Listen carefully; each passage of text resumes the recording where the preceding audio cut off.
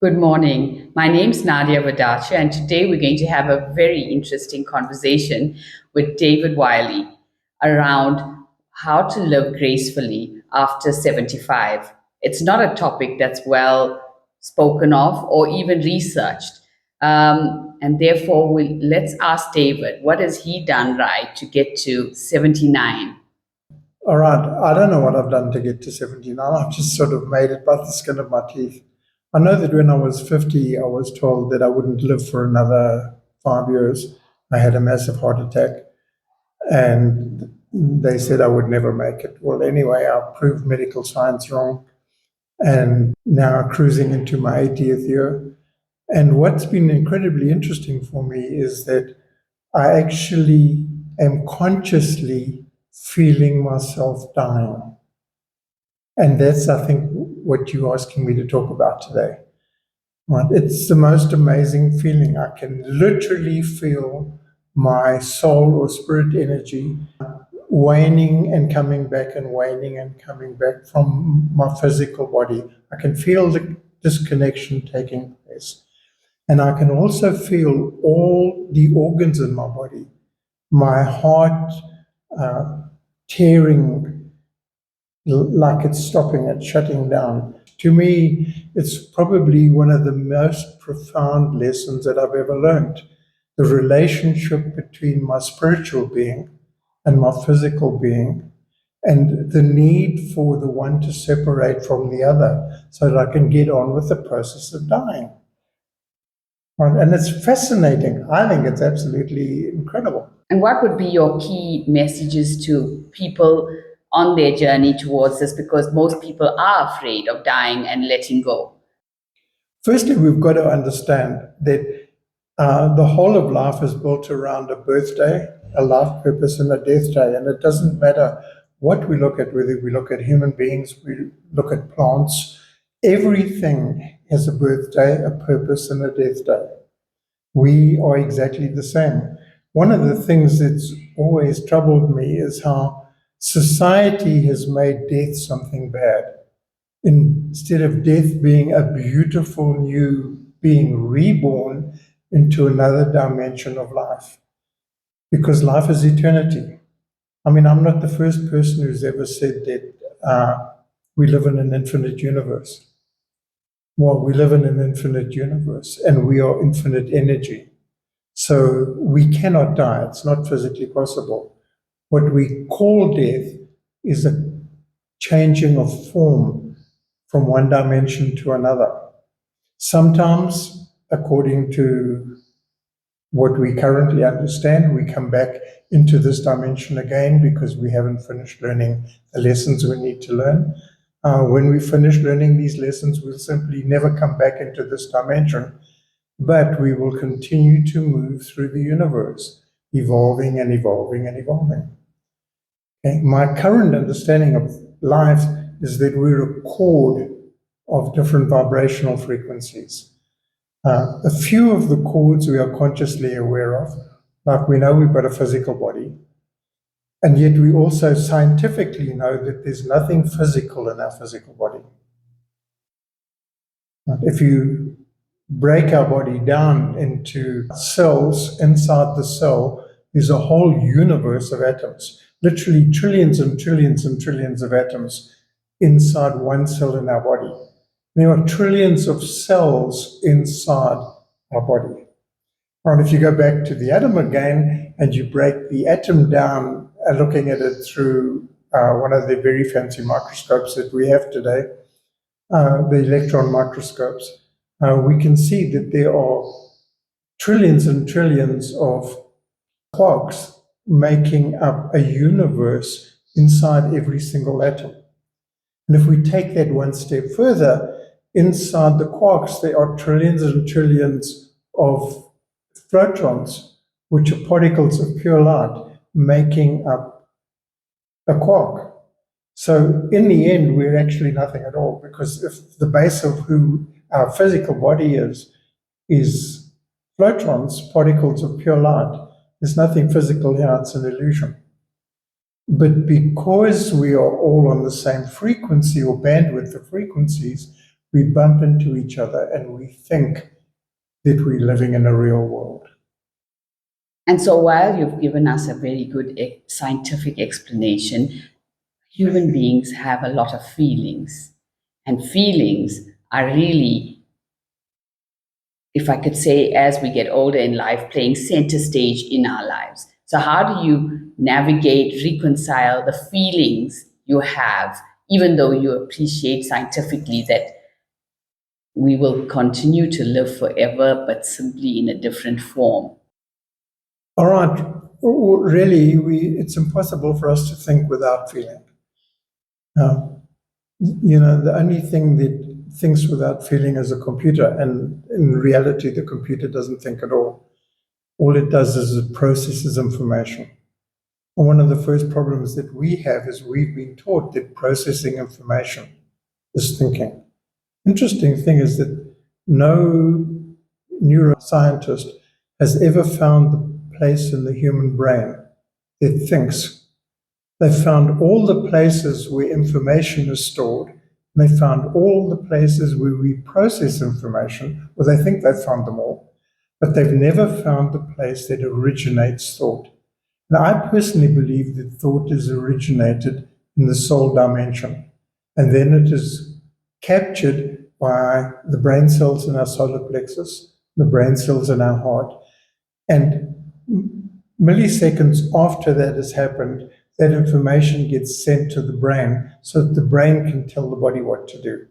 And what we call feelings is our brain and our heart and our gut all working in harmony, choosing the way we respond to life. We've also been taught that certain things are good and certain things are bad. But in the universal context, I believe there's no such thing as good or bad. There's no such thing as right or wrong. There's only input, which creates outcome. And it's all good. The input and the outcome only create learning. So then feeling and emotion, how are they linked then? All right, what's the difference between feeling and emotion? I honestly don't know. I've never been able to separate them. Some people say, well, feeling as feeling with my hands. I don't believe that that's the story at all. We get a feeling inside us when we think we get a feeling, right, that we call emotions. The interesting thing is the word emotion means to put into motion. And an important aspect of the whole greater picture is what we're thinking about is the steering wheel, if you use the analogy of a motor car, which chooses the direction that our life will travel in. And the amount of feeling we put into that, emotion we put into that, is putting our foot on the gas and making us move forward. So the more emotional we are, the faster we travel through our chosen conscious journey that we've chosen with our consciousness. Now I'm digressing again, I know, because I don't know how not to digress again. There's a huge difference between what we taught as consciousness and what I think is consciousness. You hear people say every day, oh God, I wish Johnny would just become conscious. Well, there's nobody on earth who isn't conscious. Okay, there's nothing on earth, no plant, no animal, no anything that isn't conscious. Okay, what we call consciousness is somebody who thinks and feels the same way as we do. Consciousness is all our senses working in perfect harmony with each other. What we call stress is when our logical thinking is working in disharmony with our emotional thinking, or what our soul is telling us on the one side, which we can feel all the time, but we're not consciously aware of it, and what our education is telling us on the other side.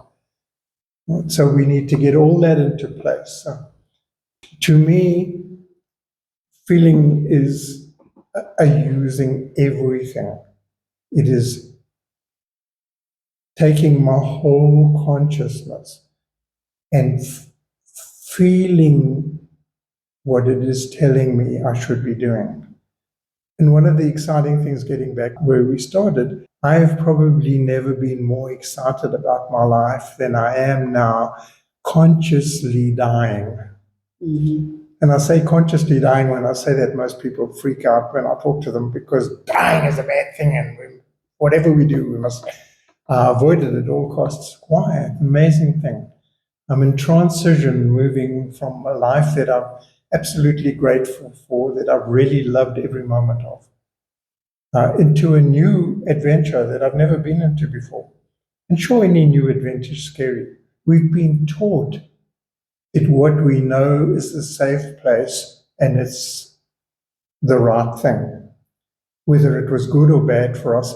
I mean, I remember years ago on one of my training workshops, somebody said, what we call a comfort zone is a place that really stinks for most people. Okay, but we've got so used to the smell and the safety that we adjust and we think, well, this is normal and it's beautiful. I want you to think about that for a moment, because almost all of us are terrified about the unknown.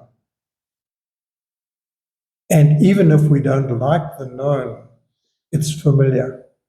So we tend to feel more comfortable in the known, even if we hate every moment of it, than we're feeling in the unknown, because it's a completely new adventure. Well, nothing on earth can ever prepare you for the future. The one thing that 80 years has taught me is that life will teach you how to live it when you've got the guts to go there. Maybe I should say that again. Life will teach you how to live it when you have the guts to go there.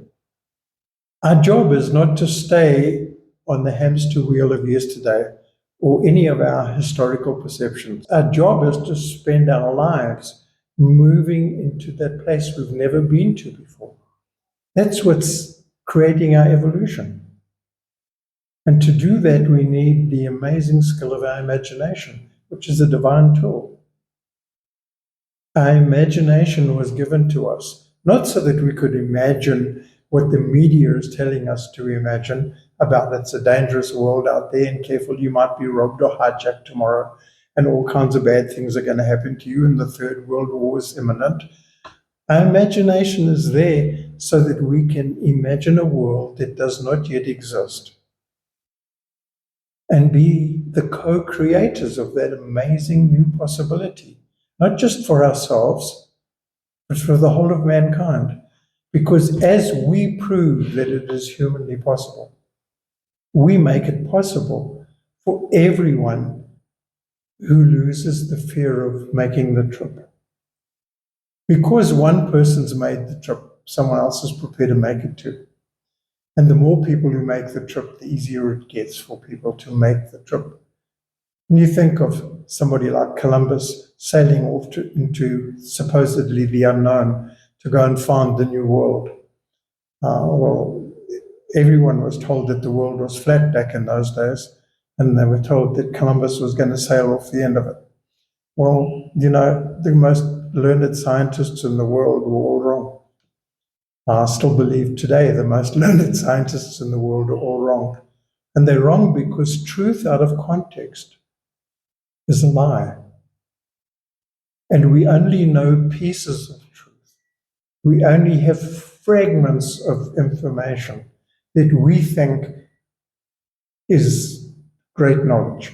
We think we're so smart, we're so educated. I don't believe that we're actually smart or educated at all. And the more I've got to getting to this point in my life, the more I realize that life has been built on half-truths. You know the old psychological story that they bring up in all the self-help industry and everywhere, is the glass half full or half empty? Right. Well, that's a half-truth. It's a half a story. Think about it for a moment. The glass is always full. It might be half full of liquid, but the other half is full of air. And if I want to put more liquid in, instantaneously I have to dispel air. If I want to put more air in, instantaneously I have to get rid of some liquid. Now, what if you are 100% full? that all your emotions, everything that is your consciousness, your emotions, your intellect, your absolutely every aspect of you is making up your consciousness. You are 100% full.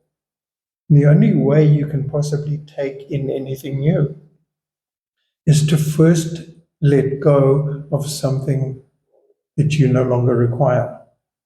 But in the instant of letting go, something automatically will get sucked in to take its place. Now, if you're not already obsessed with the amazing future that you planned, the moment you start attempting to let something go, like a bad habit, you are instantaneously allowing indoctrination to set up your new habit for you. Because something's got to take that space instantaneously because you've got to stay 100% full. So even before we get to the point where we're letting something go, we've got to know what are we going to replace it with when we've let it go. And one of the things that my life has taught me is that that's critically important. When we get that right, we effortlessly move into the next place. And the wonderful thing about that effortlessly moving is life will always teach you how to live it if you have the courage to make the trip. And on that topic of taking trips, how does destiny fit in with trips that we plan to take? All right, well, we now know that when we're born, the very last thing that happens, I need to go back just a little bit. When your mother and your father were in the process of making who you are, the very last thing that happened before your father ejaculated sperm was that he downloaded every experience he'd ever had, everything in his consciousness was downloaded into the gene pool that became the sperm. Exactly the same thing happened when your mother's egg dropped. So you became the sum total of all your mother and all your father's life experience. Now that's a little tiny piece of what we call our subconscious mind. Just a little tiny piece of it. But that's your starting point. Now, the philosophical question that we need to ask ourselves is that determining who we are, or is that simply a starting point? What I've found out over the years is that is simply a starting point. For me, anyway, that has only been a starting point. That my consciousness and my focus of my consciousness has the ability to rewrite my DNA, has the ability to develop genes that I wasn't born with. So I developed potential that was beyond the potential of both my parents. But my parents were the perfect starting place for me to get the tools that I needed to be able to do what I next needed to do. And when I combined my intuitive soul knowledge, because that's what our intuition is, whether we call it instinct or whether we call it intuition, we're talking about the same thing. It's our knowledge from a greater dimension, guiding us, steering us, giving us what I call divine discontentment, which is setting up the process. No, and think about that for a moment. I know I keep digressing, but it's hugely important. Okay. If we didn't have the concept of divine discontentment, the whole world would still all be living in caves.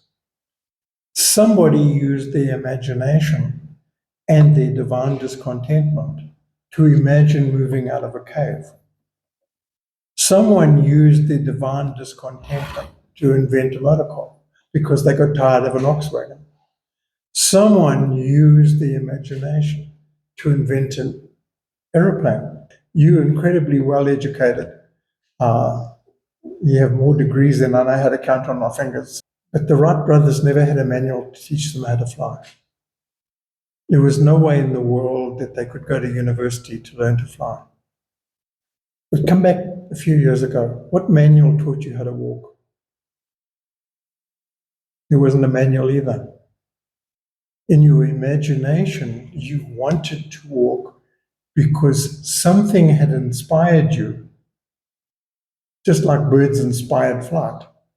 Something had inspired you. You looked up when you were horizontal at those two vertical beings that were in your life all the time. And you said, my God, one day I want to be like that. And that's a perfect point to get to our subject matter again, which is what is going to inspire you at this age in your life when you cannot see the bird in the future. The bird is in the past, and the adult that a kid sees is again in the past. You now past 75, and it's a it's a horizon, but it's also a sunset. What inspires you then? All right. Well, firstly, I've had the privilege when I had my massive heart attack, I was dead for a while, or clinically dead for a while. And in that, what medical science now calls a near death experience, I knew I wasn't dead because I can remember all the conversations that I was having for the hours that my body was frozen solid and my heart was out of my body on another machine. I was having conversations with other beings somewhere else. And they were helping me see what I had done with my life and what I hadn't done with my life. Right. I was then given the option that I could move on because I had finished what I came here to do, or I could come back and pull another big trick out of the hat. Well, I don't remember what the answer was, but I do remember that I came back. So I guess the answer was kind of obvious.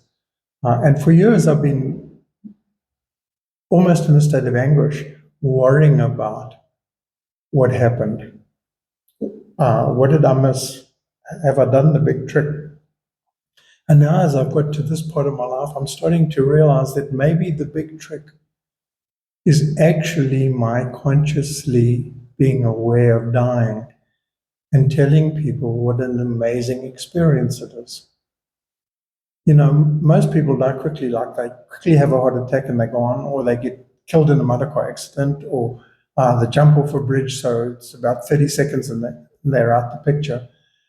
I have been in a conscious state of knowing, feeling my body decomposing, and my all my organs slowly disconnecting, and my spirit or soul disconnecting with my body for over a year now.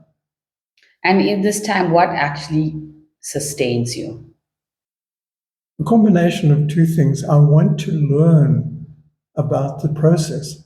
I'm fascinated by it. So I'm not in a hurry to expire or to move to the next dimension. But at the same time, I'm not afraid of moving into that next dimension. I have a lot of things around me that I love and respect and would be very happy to stay with for as long as my soul wants to hang around.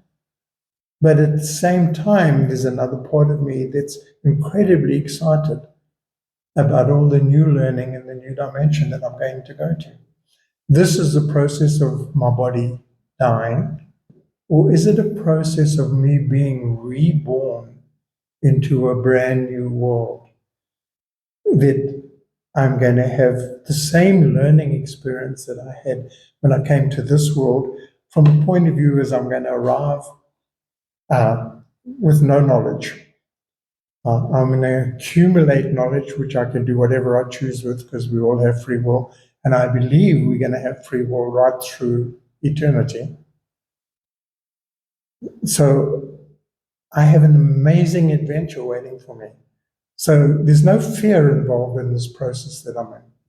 And if you had to part with some words of wisdom to fellow travelers on the journey of getting to the age of 80 and beyond, what would you say to them as pearls of wisdom to help them make the most of that journey? Life gives you two basic choices. The one is to succumb to, and the other one is to overcome whatever is placed in your path. Somebody said to me the other day, I posted a thing on the divine superpower of our imagination, and somebody came back to me and said, you're smoking something. Uh, Imagination is not a superpower at all. All these bad things happen to us. Life's just a lotto ticket. Oh, I don't believe that life is a lotto ticket at all. So my answer to that is actually very simple. we can choose to succumb to that which is given to us by default because we are not choosing what we put. Come back to the glass of water, half full or half empty. Right? If I'm consciously choosing what needs to go into the glass next, I choose how the glass gets filled. If I'm not doing that, whatever's in the environment chooses what happens to the glass next. The pollution in the atmosphere or the dirty water that I scooped out of the river or whatever it was is going to go into the glass because I am not exercising my power to choose. Right, so we have the power to choose, we have the power to change. And what we've got to do is get off the hamster wheel of conformity, honor our divine uniqueness, and move as quickly as possible out of our comfort zone into the unknown and let life teach us how to live it. That would honestly be my advice to the world. Well, thank you, David. You've given us a lot of insightful uh, pieces of wisdom from your experience. And I think it's a great time now to sit and reflect on it and maybe perhaps reconnect later with more questions on exactly what we've just spoken about now. I think the key line that you repeated, which has kind of stuck with me, is life will teach us what we need to do if we have the guts to show up and participate in it. Of course, paraphrase from your quote earlier on. Thank you for your time. It's an absolute pleasure being here. I love every minute of sharing my life with whoever wants to listen.